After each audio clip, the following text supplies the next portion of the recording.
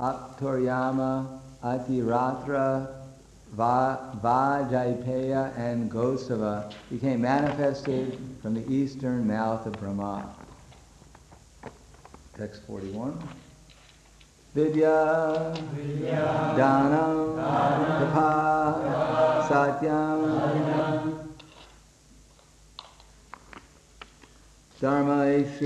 Dharmasya, Iti, Padani, Cha, Ashramam, Cha, Yata, Satyam, Asrijat, Saha, Pritivi, Vidyadanam Tapasatyam, Dharmasyeti Padani Cha, Ashramam Chayata Sakyam, Astrijat Saha Pritivi, Vidyadanam Tapasatyam, Dharmasyeti Padani Cha, Ashramam Chayata Sankyam,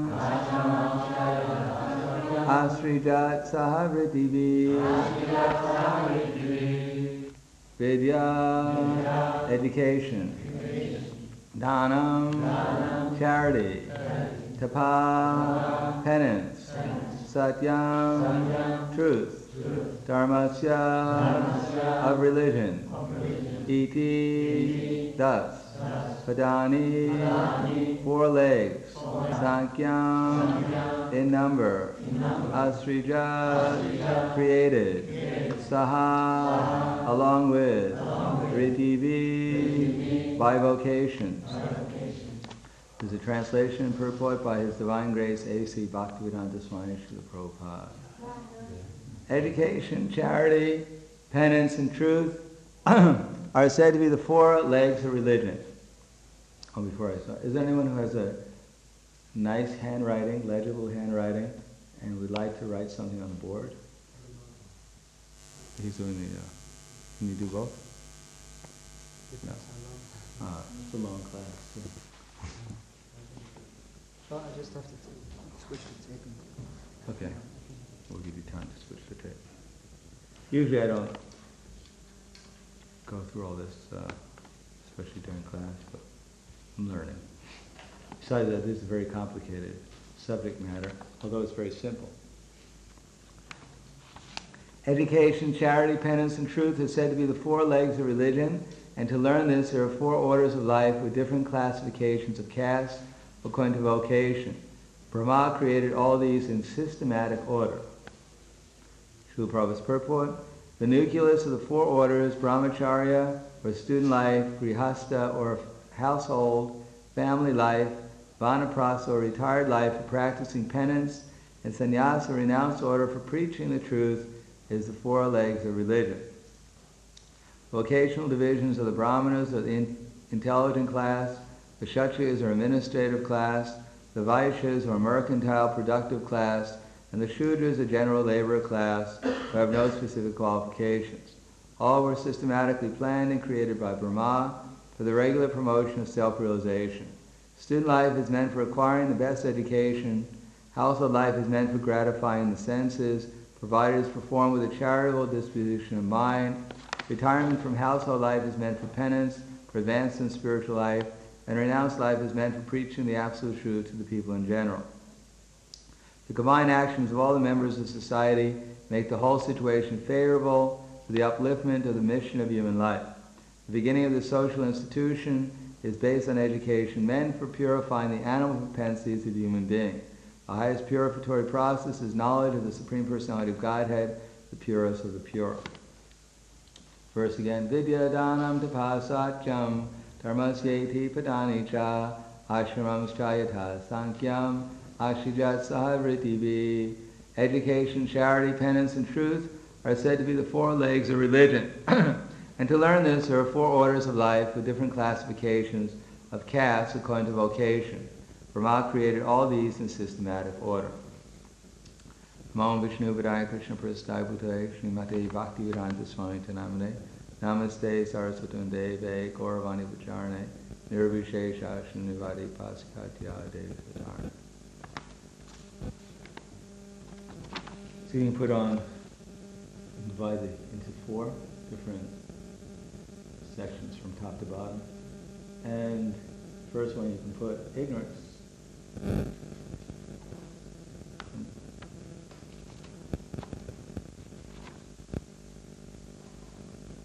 According to our philosophy, everything is divided into 3 modes of nature.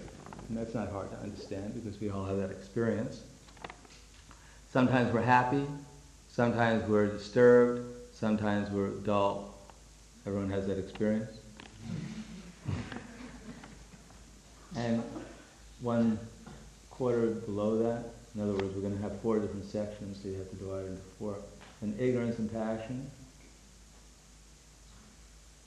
that may be too high. Lower. It's too high, then you got to go lower. Okay, not too low. Okay. Ignorance and passion. Ignorance. Put ignorance first. You usually go from ignorance. Ignorance and passion. Ignorance and passion. And below that you can put passion and goodness, and then the last category is goodness.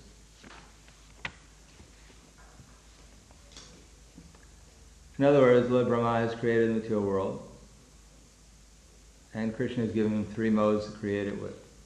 And everything in this world is divided into 3 modes.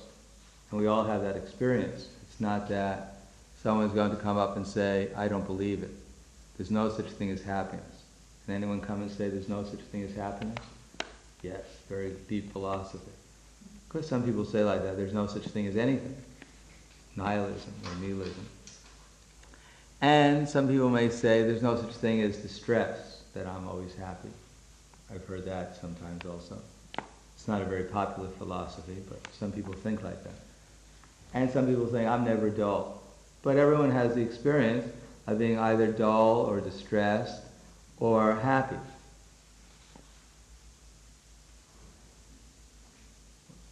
Quite creative, but I don't know if anyone can read it. Everyone can see that? You can see the passion in red. Is it second passion and goodness or only passion? First one. Passion and goodness. You don't have to get too artistic, just by right clicker. It's passion, goodness. Passion dash goodness. No.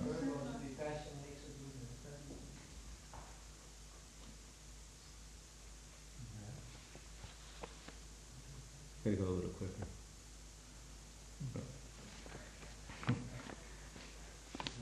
So everything is divided into this, and here it mentions in the verse vidya. So where does vidya go? Actually, we're going to go the other way. No, let's go into the... first of all, who's in ignorance? Shudras. Well, actually, we'll start with the students. Is that right? Everyone is... a student means that you don't know something, except if you're Lord Krishna. And he may be a student, he may know something. But most students don't know anything. So brahmacharya is student life. You can write that. Under ignorance.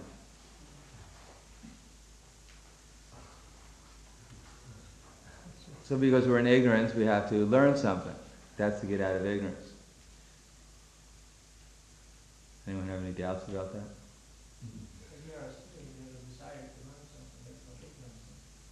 But that means at least you recognize that you're in ignorance. If you have a desire to learn. And if you're really in ignorance, well, you're from Holland. We're not really into these technicalities yet.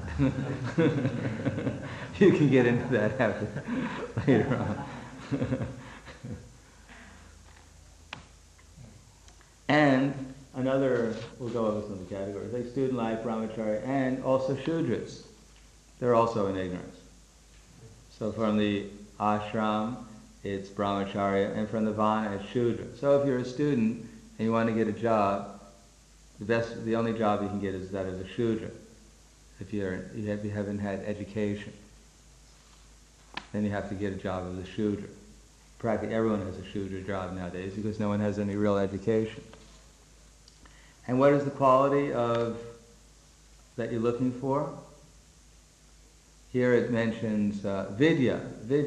So you can put vidya there, because that was also mentioned in this verse. Don't wait. This is a lot of things we're going to put in there. That's why we got it divided into 4. So, kama. You know what a kama looks like? Kama. Vidya, knowledge. So the whole world is based on avidya. I hope this is a very technical class, by the way. I hope that you learn something. You got to get a little vidya. You have to learn how to spell vidya also. It's V-I-D-Y-A.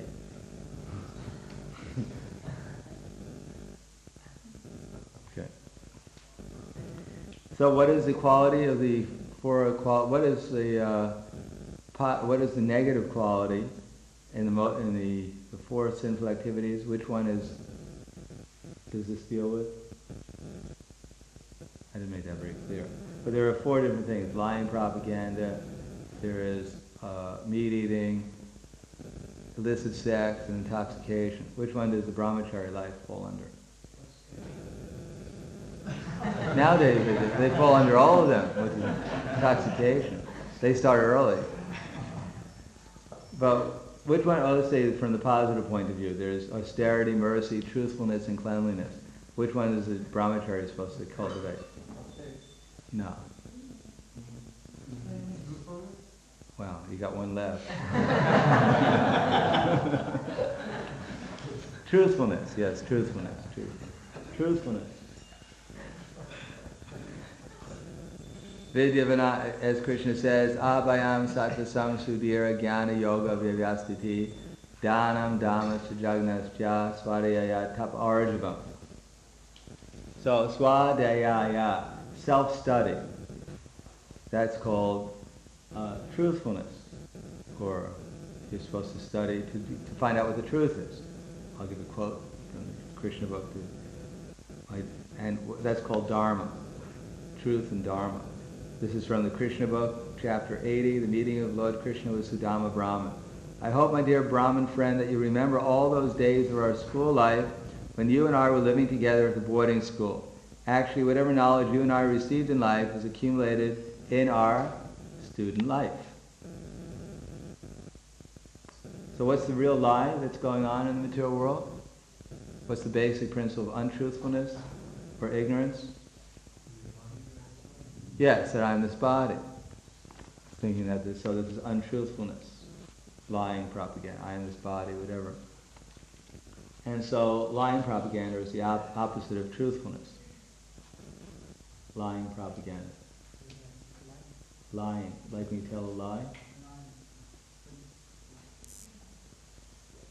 Do the best you can. That's right. And the way of getting out of that is swadhyaya, self-study, or study. And this is on the platform of anamaya. And what is the result of being ignorance? What is it? Artha. Yes, distress. Anyone ever experienced any distress here? So this is a result of, that's why we study how to get out of distress. So a human being begins when they question, why am I in distress? If one doesn't think he's in distress, then he must be an animal, because only animals don't think they're in distress. And I just missed part of that. Anyhow, sorry. Then the next one is the grihastas. So what mode of nature are they? I'm not the grihastas, but who falls into this ignorance and passion? The brahmacharis are in ignorance, and the grihastas are in ignorance and passion. Yes. This is just according to the modes of nature. We're not making it all, that everyone who's married is in ignorance and passion. But this is just generally how the modes of nature work. Because if the brahmacharis are in ignorance, if they learn, what do they learn? That sex life is not very good. Sex life and all the different things that go along with it are not very conducive to spiritual advancement. But if they can't practically learn it, if they can't understand it completely, then they're still in ignorance.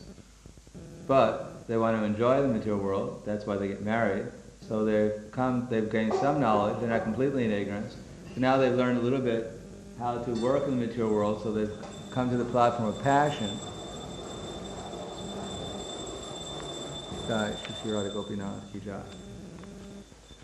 That's not to say that, and therefore it's called grihastha life. And the quality of the grihastha life, what are they trying to cultivate out of the 4 religious principles? Cleanliness, yes.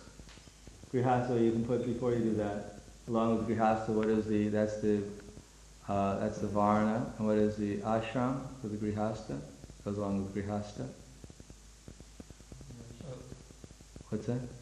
Brahmachari, grihastha, and what is the varna that goes along with Vaishya, yes, Vaishya. So the grihasthas, they're supposed to, what are the qualities Krishna mentions in Bhagavad Gita? They all deal with money, more or less money, and senses, the senses and money, sense and mind control, giving and charity, and performing sacrifice. So these are all, yeah, good cleanliness.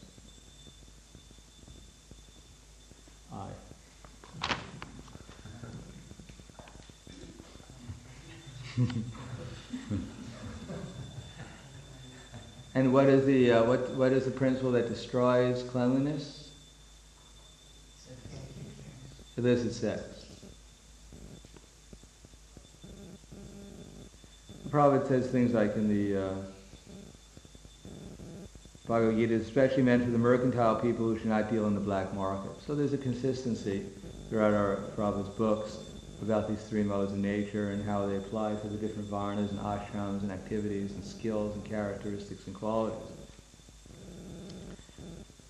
And who do they fall into the 4 kinds of people who approach Krishna?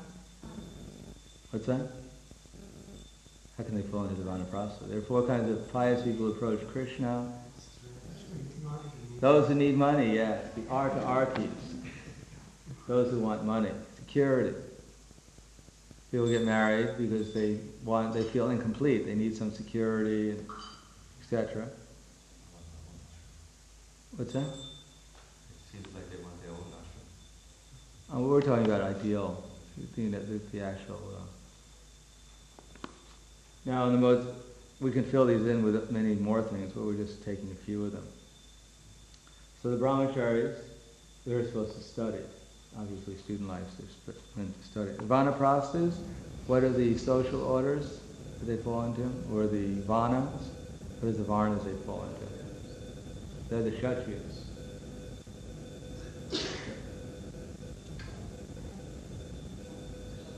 Kshatriyas. And what is the, and they're the vanaprasthas also. You can also put vanaprastha. And what is the quality that they're supposed to cultivate? What are the 4 principles that they're, out of the 4 principles of religious life? Austerity, yes. And what is austerity destroyed by? Intoxication. I'm going to go a little quicker.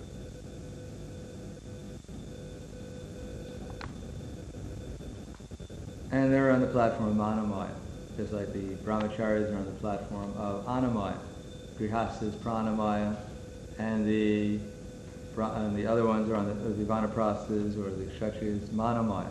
Manamaya means that they find out the rules and regulations from the Vedas and they tell everyone else how to follow them.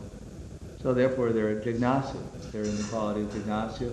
They inquire from the Brahmins, they're inquisitive from the Brahmins, how to regulate society properly. Everyone follow that? You didn't follow. Nor are you writing anything. So you don't know what to write. Jignasu, put jignasu. There are 4 kinds of persons who are distressed, approach. I'm switching back and forth because practically everything fits into these 4 categories within our philosophy. And if we don't understand that, then we go through the philosophy thinking, something is explained here, or something different is explained here. But it's the same thing, just explained in different ways. I'm just trying to point that out. That's the whole purpose of this class. How everything fits into these four categories. Not everything, but at least in the material world. It's not that this vana and ashram system is one of the many alternatives we can execute if we want to become Krishna conscious. No, it's the only thing. If someone wants to make progress in the material life, in the material world, the only methodology is to understand thoroughly the varnashram system, because it's not just another system of how to live life. It is the only system that's real in the material world. Any deviation from it is called illusion. It's only a question of our understanding and practically applying it. Otherwise, it has nothing to do with any kind of culture or anything else that's sectarian. It's based on universal principles. It's based on reality. Everything else besides vana and ashram is just a deviation from reality. Sounds pretty strong, doesn't it? But this is scientific and philosophically can be demonstrated. That's what we're doing here. We're trying to do, at least a little bit. Jignasu. So, you put in the goodness now. So the jignasus, the kshatriyas, they inquire from who? Because they have enough knowledge to understand that they're a little bit impassioned. Therefore they don't see everything clearly, but because they're a little impassioned, they want to control things in the material world. Therefore they're intelligent enough to inquire from the Brahmins. And the Brahmins know everything perfectly because they've studied the Vedas and they've lived according to them. Therefore they see everything clearly. And the Brahmins are the Gyanis. And the Gyanis in our philosophy are what level of devotional service? No, there's four. There's Kanishta Adhikari, there's the Madhyam and Uttama. So the Gyanis on what level? Kanishta, yes. Kanishta means the Gyani. Just on the threshold of spiritual life. Not so easy to be a good Kanishta Adhikari. Sometimes we think, oh, he's just a Kanishta Adhikari. Well, I wish I was a Kanishta Adhikari. Kanishta Adhikari means a qualified Brahmin who's understood the difference between matter and spirit, who's is almost on the transcendental platform. At least he has a theoretical understanding, or at least he's on the Brahman platform. He's on the Brahma Bhuta platform. Therefore he's given up Soshati and Kangshati. So who's on the Kangshati level?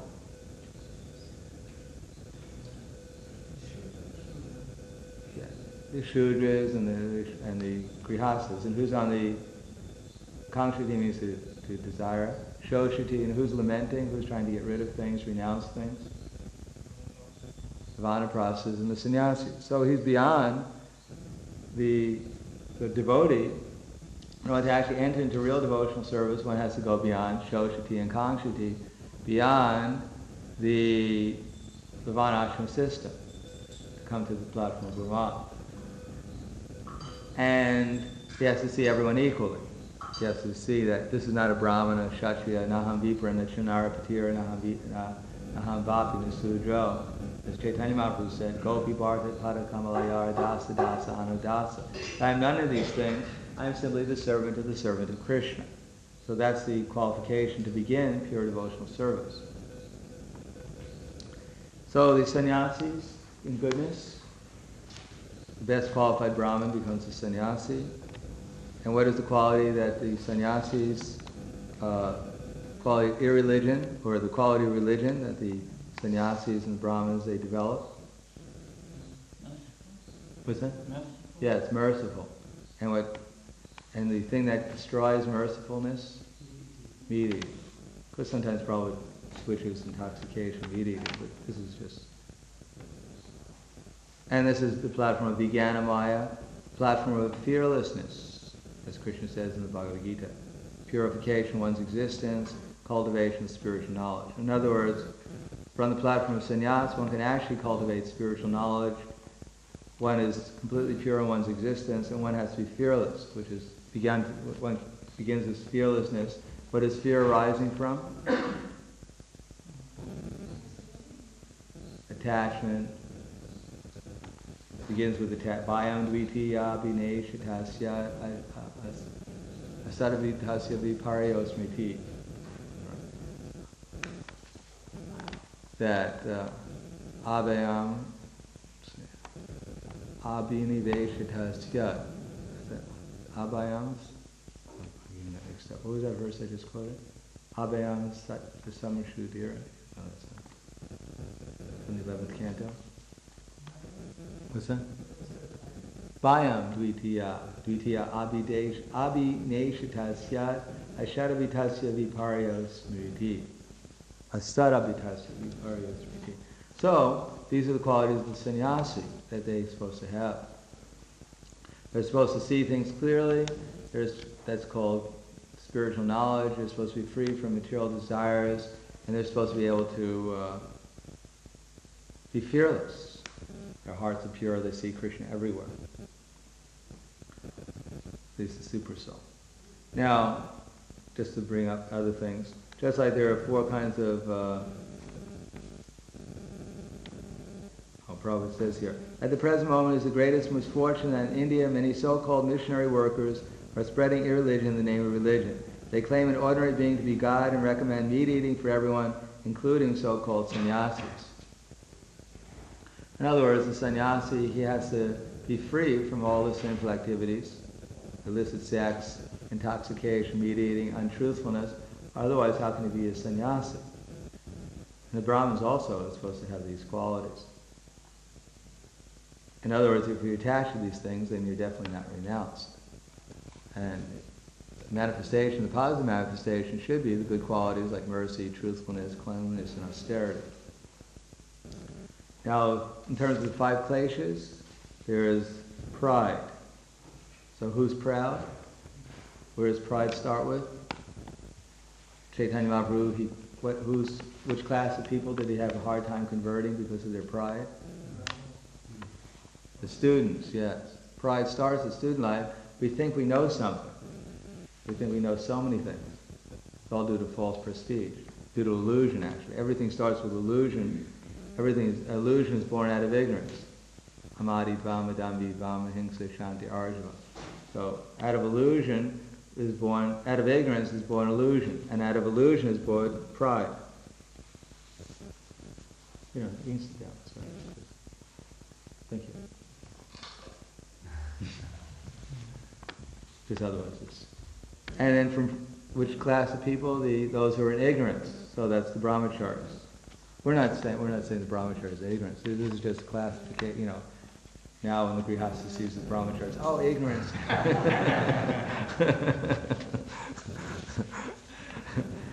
No, these are just general classifications. The brahmachari can be in pure goodness, and a sannyasi can be in ignorance too. It's not, but these are the actual characteristics that are the different orders of life are designated. False sense of ownership is who? Yes, the vaishyas, or the grihastas. Anger after frustration, after you live, yes, vanaprastha. Well, the grihastas seem to know these things better than anyone. Anger after frustration, yes, and fear of death? Sannyasi, yes. This is not the sannyasi, it is the lack of properly cultivating these orders of life. This is not the positive side. This is the negative side. When one is not properly educated, when he starts acquiring things, if they're not actually trained in the Varna and ashram system, this is the negative qualities that arise. These are the miseries that arise from not proper education, not proper following, knowledge. And out of the 5 kleshas, which is similar, false ego, that begins with illusion, so asmita, these practice the same thing. False ego is the brahmacharis, the ragas, the attachment for the grihastas, dvesha, the vanaprasthas, and abhinivesha, the absorption of material conception, is the so-called sannyasis, the so-called vanaprasthas, the grihastas. And we can go over this, just one more thing here, because I think you get the idea. Everyone's getting the idea how everything kind of fits into this. So, verse from Bhagavad Gita, Dhyayato vishaya punsam sangaste shupajayate sangat sanjayate kama kama krodo bhajayate kroda bhavati samoha samahat smriti vibramsat smriti brahmasat buddhinasho buddhinashat panashiti. That while contemplating the objects of the senses, a person develops attachment for them, and from such attachment lust develops. From lust comes anger, from anger comes delusion, from delusion becomes bewilderment to memory. When memory is bewildered, intelligence is lost, and when intelligence is lost, one falls into the material pool. So there's the negative side of real education. So real education should stop this at the root by detachment and knowledge. But if it's not, then this is what happens. That if one thinks, what? I am the Lord of the material nature, and the material nature is here for my enjoyment. So this is called contemplation of the objects of the senses, which is due to ignorance and illusion. Isn't that right? And what comes from that? So that's ignorance and illusion pertain to when you're not properly trained up in knowledge, which is the brahmacharis is supposed to be trained in. How to destroy ignorance and illusion, properly understanding how the material world works, and especially this, we should understand.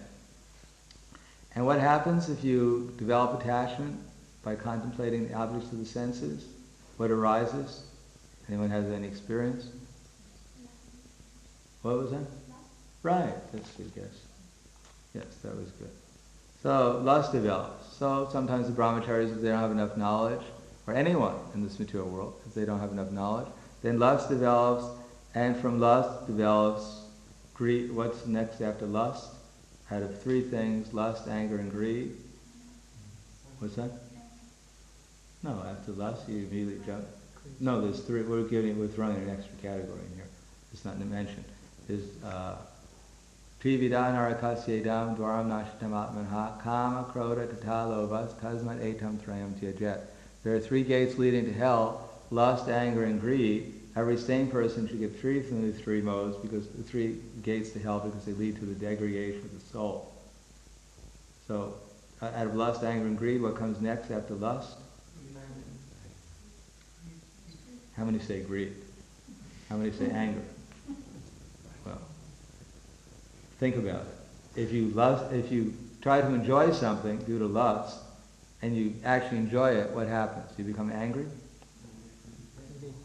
What's that? Yeah, you want more of it, right? Everyone has the experience. If you get a gulab jamun and it tastes good, you become angry. Oh, this it's too good. I'm so frustrated. It's such a nice gulab jamun. No, immediately you want another one. You look around and say, is there another gulab jamun? And then you get another one. And what happens after some time? There's no more gulab jamuns. And what happens? Or if someone gets one more gulab jamun than you did, you get angry, frustrated. Or if you get sick after eating so many gulab jamuns, you start, lamenting, what a stupid, eating too many gulab jamuns every time, always have the same thing, never learn. So anger arises. So what is anger? What is in the varnasrama system, what is the order of life that controls anger, eliminates anger, or it gets rid of the frustration due to whatever inexperience is left? What's that? Tapasya, austerity, which will, vanaprastha. And then delusion, if we don't check the anger, then Krishna says, samoha, even more illusion arises. We concoct a whole idea, a whole philosophy about why I'm angry, why I'm frustrated, we blame so many people. We have a whole philosophy, a whole understanding of things. And this is certainly destroying real satyam, or real truthfulness, bewilderment in memory. We forget all what's really true, what's real, and intelligence is lost, and then we fall again into the material pool. We abhiniveshita, we become completely absorbed in material nature, which is, sannyasa is supposed to be the opposite of that. So this is just a little bit of an introduction to the subject matter. Any questions about this? Yes? Super soft. Faith in the scripture. It's all in the books. I mean, it's, believe I didn't really create this, although sometimes I think I do.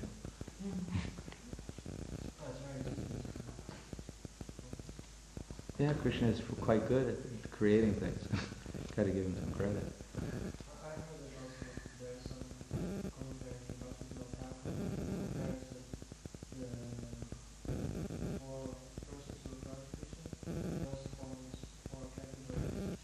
Yeah, that's what we're explaining here. I haven't found it either. I heard it, but I haven't found it. But everything fits into these four categories. Of course, we have to explain it properly, otherwise people will get insulted and misunderstand it. It's not like the brahmachari is ignorance, but that's what brahmachari life is supposed to counter. By proper brahmachari life, especially teaching freedom from sex life and all the other things, from lust, anger, greed, that's what brahmachari life is supposed to be.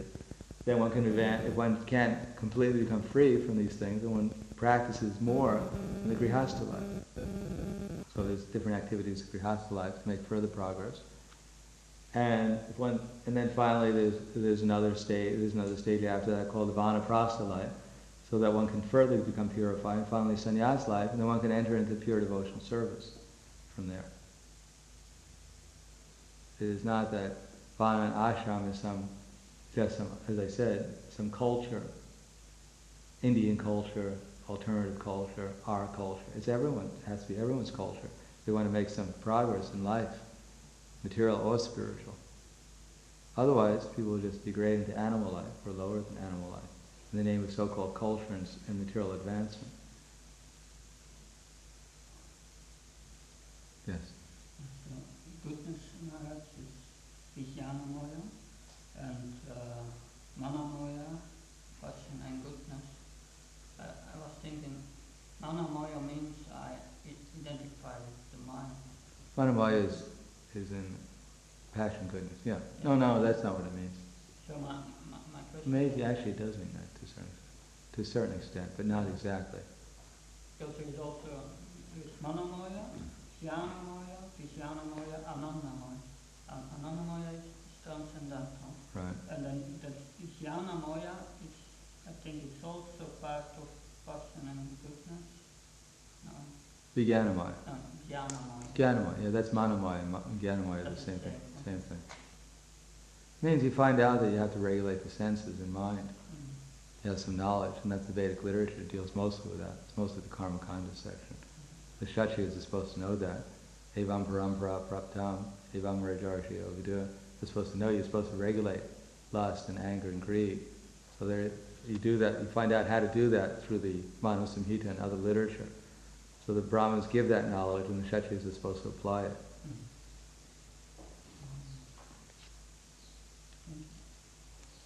Anything else? Yes.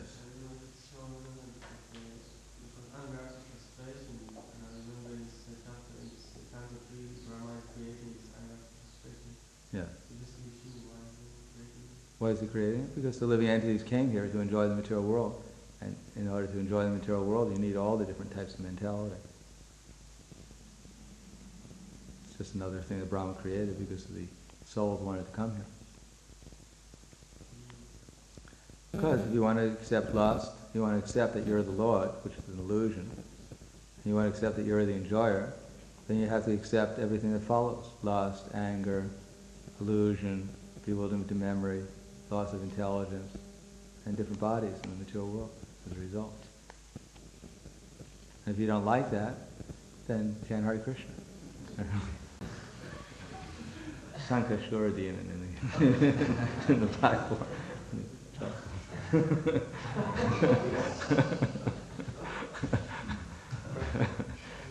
Anything else? Yes.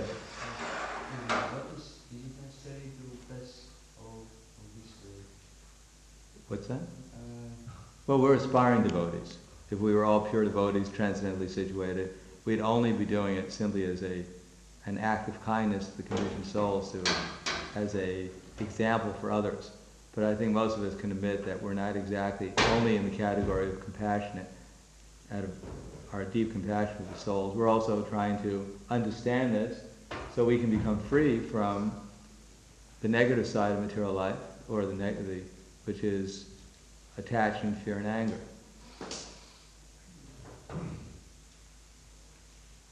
So we're also trying to understand this and give up. You know, when these things pass through our mind, we should become attached to them. That's called brahmachari life. Learning how not to be attached to all these, that's knowledge, cultivation knowledge. So fear and anger won't arise within our hearts.